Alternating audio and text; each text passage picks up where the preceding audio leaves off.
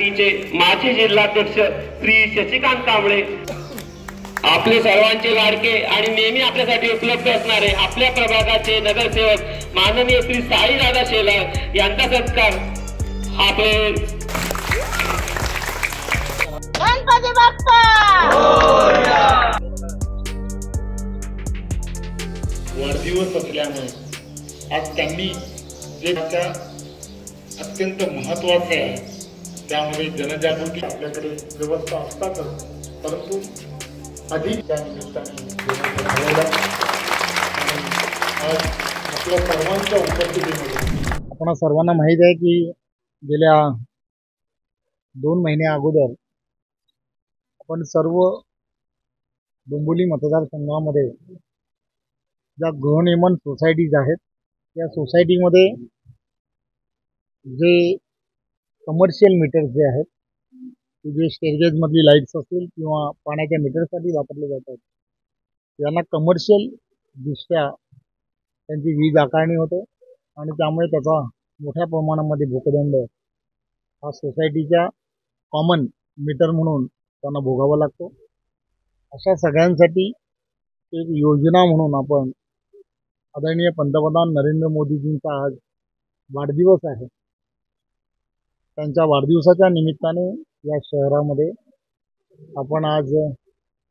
जवळजवळ 200 सोसायटीज ज्या आयडेंटिफाय केलेल्या आहेत त्या 200 सोसायटीजमध्ये ज्यांनी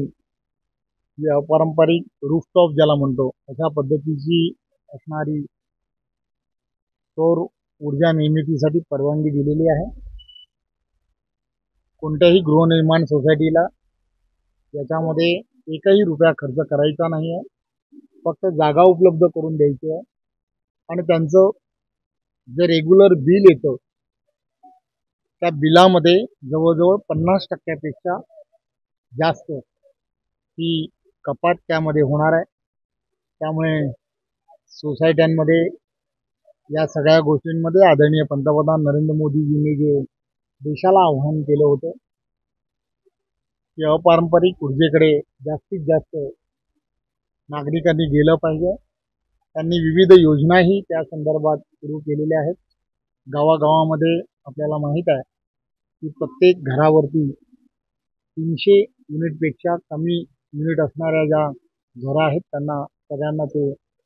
तशा पद्धतीची सौर ऊर्जेच्या माध्यमातून वीज व्यवस्था कशी उपलब्ध होईल याची नोंदणी करण्याचं कामही मोठ्या प्रमाणामध्ये संपूर्ण देशामध्ये सुरू आहे। आणि आज डोंबिवली शहरामध्ये सुद्धा त्याच पद्धतीचं काम हे आज सुरू झालं आहे। आज पहिल्या टप्प्यामध्ये 14 गृहनिर्माण सोसायट्या ज्या आहेत की ज्यांची AGM मध्ये या संदर्भातला निर्णय झाला की आपण त्या दिशेने गेलं पाहिजे, त्यांचा आज कामाला आजच सुरुवात केली जाणार आहे। त्याचबरोबर स्वच्छ भारत मिशनच्या माध्यमातून संपूर्ण देशभरामध्ये स्वच्छतेच्या बाबतीमध्ये एक जनजागृती करण्याचं काम हे पंतप्रधानांनी नेहमी करण्याचा प्रयत्न केला आहे। डोंबिवली शहरामध्ये पण या सर्व गृहनिर्माण सोसायट्या ज्या आहेत त्यामध्ये ओला कचरा आणि सुका कचरा याचं विघटन हे योग्य प्रकारे व्हायला हवं, बऱ्याच ठिकाणी होत आहे, परंतु त्यासाठी काही व्यवस्था उभं करणं अत्यंत गरजेचं आहे आणि म्हणून त्यासाठी लागणारी जे डस्टबिन आहेत ते डस्टबिनसुद्धा प्रत्येक सोसायटीमध्ये जवळजवळ 4000 पेक्षा जास्त डस्टबिन हे देण्याच्या संदर्भातला आज पंतप्रधानांच्या वाढदिवसाच्या निमित्ताने नियोजन हे शहरामध्ये केलं गेलेलं आहे।